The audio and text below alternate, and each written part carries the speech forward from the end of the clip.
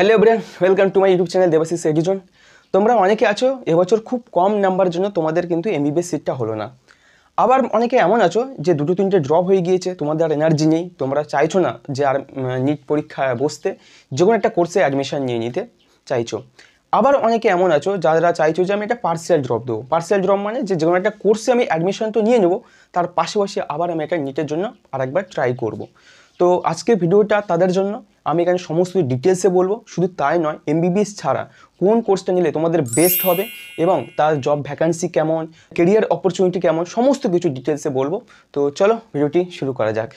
দেখো, career option কিন্তু প্রচুর আছে। এবার তোমাকে নিজেকে সিলেক্ট করতে হবে যে তুমি কোন কেরিয়ারে গেলে তুমি কিন্তু সারা জীবন কিন্তু এই কেরিয়ারটা তোমার কর্মক্ষেত্র হয়ে থাকবে।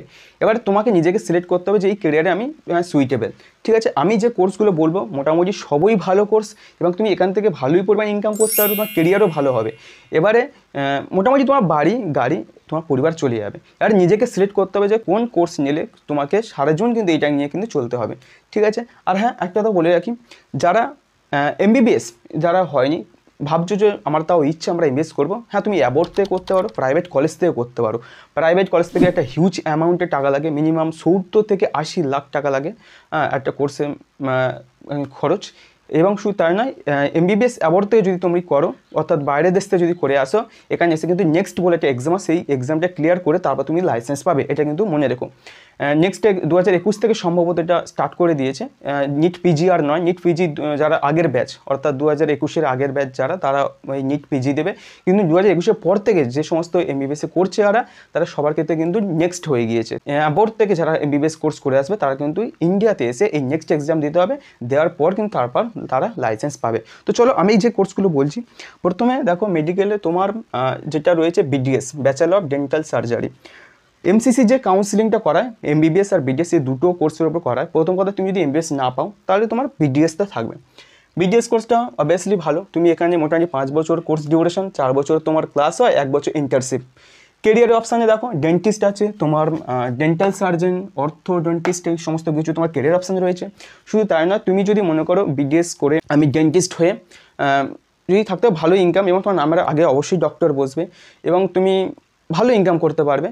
আর তাছাড়া তুমি যদি মনে করো প্রাইভেট যদি আমি করবো কোনো চেম্বার, তুমি করতে পারো। তবে হ্যাঁ একটা হিউজ অ্যামাউন্টে লাগে, যে টেকনিশিয়ান প্রচুর দরকার পড়ে, ওই জন্য একটা 8-10 লাখ টাকার চেম্বারে মোটামুটি করতে খরচ পড়ে যদি মনে করো, এবং সেখানে করে তুমি কিন্তু লাইফটা সেট আপ করতে পারো।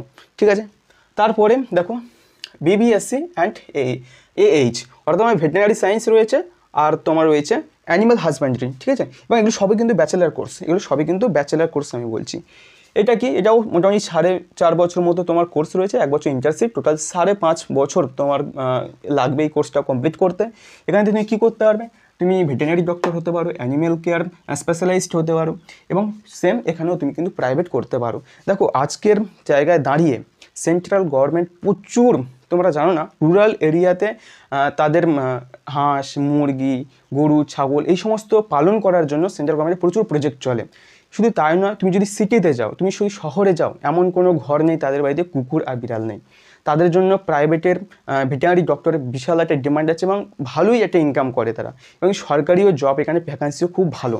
এবং আমি পুরো কোর্সটা সমস্ত কিছু বলে দেওয়ার পর আমি বলে দেবো যে কোন কোর্সটা মোটামুটি এখন কোন কোর্সটা নিলে তার জব অপরচুনিটি কেমন আছে, আমি লাস্টেই বলে দেবো যে এটা মানে আমার সাজেশান হিসেবে থাকবে।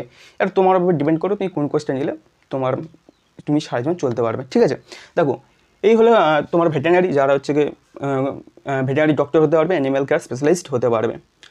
তারপর দেখো ব্যায়ামস রয়েছে, যেটা কিন্তু তোমার bachelor of the Ayurvedic medicine surgery.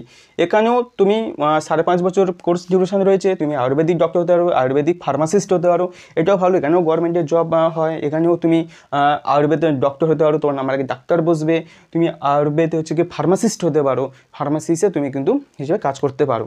ঠিক আছে, তারপর দেখো বিএইচএমএস রয়েছে, যেটাকে আমরা বলছি homeopathy, bachelor of homeopathy surgeon. এখানেও তোমার মোটামুটি 5.5 বছর লাগছে তোমার কোর্স ডিউরেশন। হোমিওপ্যাথি তুমি ডক্টর হবে এবং তুমি রিসার্চ করতেও পারে, এবং ছাড়াও তুমি কিন্তু তোমার পরেও কিন্তু তুমি কিন্তু যেমন যে এমবিবিএসের ক্ষেত্রে কী হয়, এমডিএমএস রয়েছে, এখানেও কিন্তু সেম, তুমি কিন্তু ব্যাচেলার কোর্স করার পরে তুমি কিন্তু আবার মাস্টার ডিগ্রি করতে পারো। ঠিক আছে, হোমিওপ্যাথিতে এখানেও কিন্তু হয়। মানে নিট পিজি যেরকম হয় নিট ইউজি আর পিজি সেম এখানে কিন্তু নিট ইউজি দিয়ে তুমি হোমিওপ্যাথি করলে তারপর কিন্তু পিজি দিয়ে তুমি কিন্তু আবার কিন্তু মাস্টার ডিগ্রি করতে পারো। তারপর দেখো বিএমএস রয়েছে ইউনানি মেডিসিন সার্জারি, এটাও 5.5 বছর কোর্স, ইউনানি ফিজিশিয়ান ফার্মাসিস্ট এগুলো রয়েছে। তারপর হচ্ছে বিএনওয়াইএস রয়েছে যারা যেটা হচ্ছে ন্যাচুরোপ্যাথি ডক্টর যেগুলো, এবং যে যোগা যে ইয়োগিক সায়েন্স বলছি আমরা, এটাও 5.5 বছর কোর্স তোমরা দেখো naturopathy doctor and yoga therapist. তোমরা এখন জানো বর্তমানে ইয়োগা কতটা কোনো প্রায়োরিটি দেওয়া হচ্ছে। অর্থোপেডিকে যে সমস্ত পেশেন্টরা আসে সমস্ত হচ্ছে ইয়োগার ওপর ডিপেন্ড। শুধু ইয়োগা তাই নয়, তুমি ইয়োগা করে কিন্তু ভালো ইনকাম হয় মোটামুটি। তারপর দেখো যে বিএসসি নার্সিং আছে, মোটামুটি বিএসসি নার্সিং আমি এখানে বলবো যারা ফিমেল ক্যাটাগরি, যারা মেয়েরা, তাদের জন্য বেস্ট অপরচুনিটি বিএসসি নার্সিং। মোটামুটি এখানে বিএসসি নার্সিংয়ে তোমার 3 বছর ক্লাস হয়, 1 বছর ইন্টার্নশিপ, টোটাল 4 বছর কোর্স।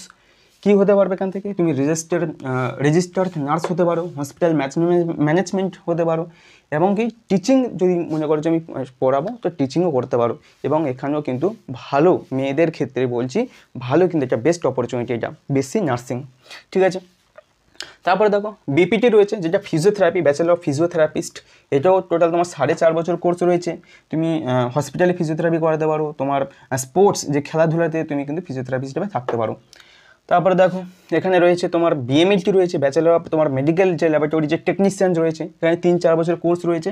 তোমার তুমি কি ল্যাব টেকনিশিয়ান হতে পারো, তোমার প্যাথোলজিস্ট অ্যাসিস্ট্যান্ট হিসেবে তুমি কি কাজ করতে পারো। এই সমস্ত কিছু বিএমএলটিতে করা যায়। তারপর দেখো যে বি অপটোমেট্রি রয়েছে, আর ব্যাচেলর অফ অপটোমেট্রি, এটাও কিন্তু তোমার 4 বছর কোর্স রয়েছে। কী কী হতে পারো?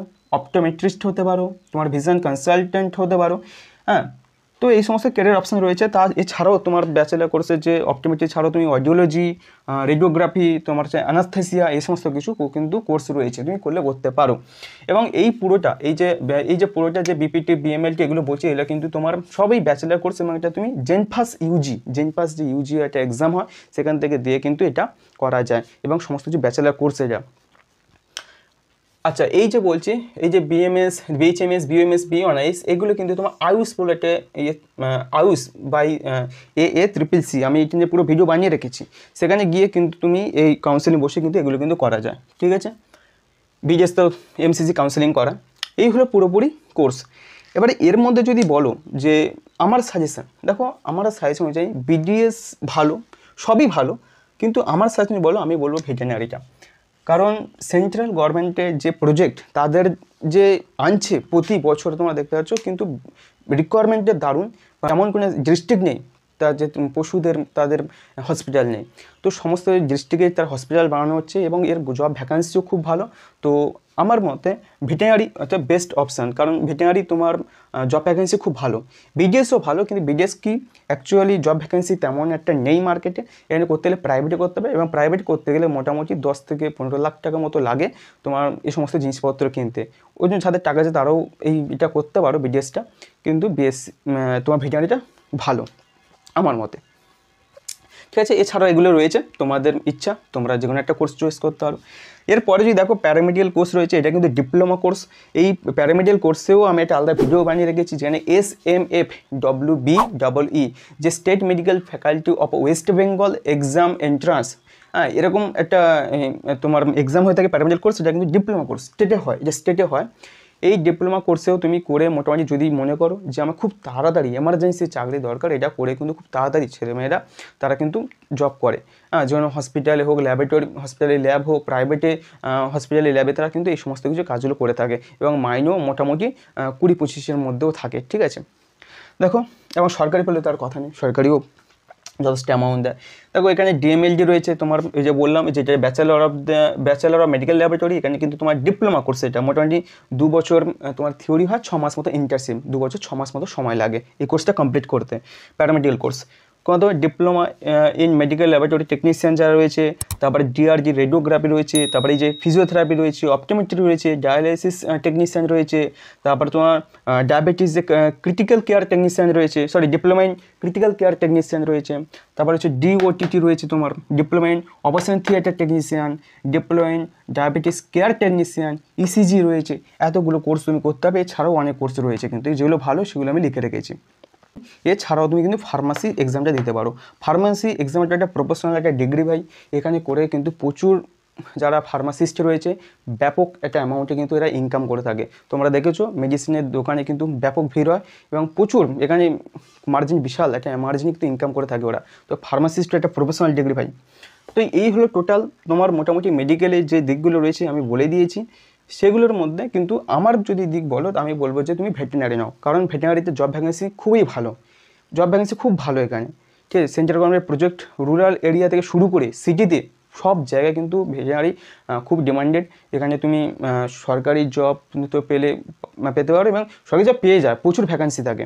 এছাড়াও তুমি প্রাইভেটও করেও কিন্তু ইনকাম করতে পারো। তো আমার মতে ভেটেরিনারি খুব ভালো এবং বিডিএসও ভালো। বিডিএসে তুমি যদি মনে করো তো প্রাইভেট চেম্বার খুলতে হবে, কিন্তু মানে খুলতে একটা অ্যামাউন্ট দরকার, 10 থেকে 15 লাখ টাকা অ্যামাউন্ট দরকার। প্রাইভেট প্র্যাকটিশনার করেও তুমি ইনকাম করতে পারো। ঠিক আছে, এরপরে রয়েছে তোমার নন মেডিকেল। যারা নন মেডিকেল অর্থাৎ কিন্তু আমি পিসিবি সাবজেক্ট বলছি, যাদের কিন্তু পিসিবি সাবজেক্ট রয়েছে, এগুলো সব কিন্তু যারা পিসিবি সাবজেক্ট রয়েছে তারা কিন্তু, ঠিক আছে, ফিজিক্স কেমিস্ট্রি বায়োলজি আর সাবজেক্ট রয়েছে সবাই কিন্তু অ্যাপ্লিকেবল এইগুলো কোর্সগুলো করতে পারে। নন মেডিকেল কোনগুলো? তোমার ডিগ্রি কোর্স রয়েছে। প্রথম কথা, ডিগ্রি কোর্সের মধ্যে কি দেখো, ডিগ্রি কোর্স তো তোমার বিএসসি রয়েছে, বিএসসির পর তুমি এমএসসি করতে পারো, মাস্টার ডিগ্রি করতে পারো, তারপর তোমার পিএইচডি। ঠিক আছে, এই এবার সিকোয়েন্সে যা, তারপরে তুমি ইউপিএসসি বড় বড় এক্সাম রয়েছে তুমি, তারপরে তুমি এসএসসি এই সমস্ত কিছু এক্সাম দিয়ে তুমি টিচার হতে পারো। ঠিক আছে, তুমি পিএইচডি করে তোমার ডক্টরেট ডিগ্রি আনতে পারো। ডিগ্রি কোর্সে রয়েছে তোমার যে কোনো একটা সাবজেক্টে তুমি বিএসসি, এমএসসি, পিএইচডি করতে পারো। এরপরে তোমার হচ্ছে নিউট্রিশন। তুমি নিউট্রিশন করেও কিন্তু ভালো। নিউট্রিশন আজকের তোমার ঘরে ঘরে ঘরে ঘরে এখন ডায়াবেটিস রোগী রয়েছে, সবার সুগার। তো প্রত্যেকটা হসপিটালে তোমার হচ্ছে গিয়ে নিউট্রিশন দরকার। তুমি কিন্তু হসপিটালেও কিন্তু করতে পারো, হসপিটালে জব পেতে পারো। ঠিক আছে, নিউট্রিশনের জন্য। বায়োটেকনোলজি, এখানে তুমি রিসার্চ করতে পারবে, বায়োটেকনোলজি তুমি রিসার্চ করতে পারবে। ফরেন্সিক, এখানেও তুমি কিন্তু ল্যাবে কিন্তু কাজ করতে পারবে, ল্যাবে কাজ করতে পারবে ফরেন্সিক ডিপার্টমেন্টে। মাইক্রোবায়োলজি যদি তুমি নাও এটাও ভালো। দেখো জেনেটিক্স রয়েছে, তুমি জিন নিয়ে কাটছাড় করতে পারবে। ঠিক আছে, জেনেটিক্স। তারপর রয়েছে বোটানি, জুওলজি, ল্যাব সায়েন্স, এইসব সাবজেক্টের উপর তুমি ডিগ্রি করতে পারো। তারপর রয়েছে এমআইটি, এতগুলি তোমার ডিগ্রি রয়েছে, সময় কিন্তু ব্যাচেলার ডিগ্রি এবং ভালো। এবার কিন্তু নন মেডিকেল এরা।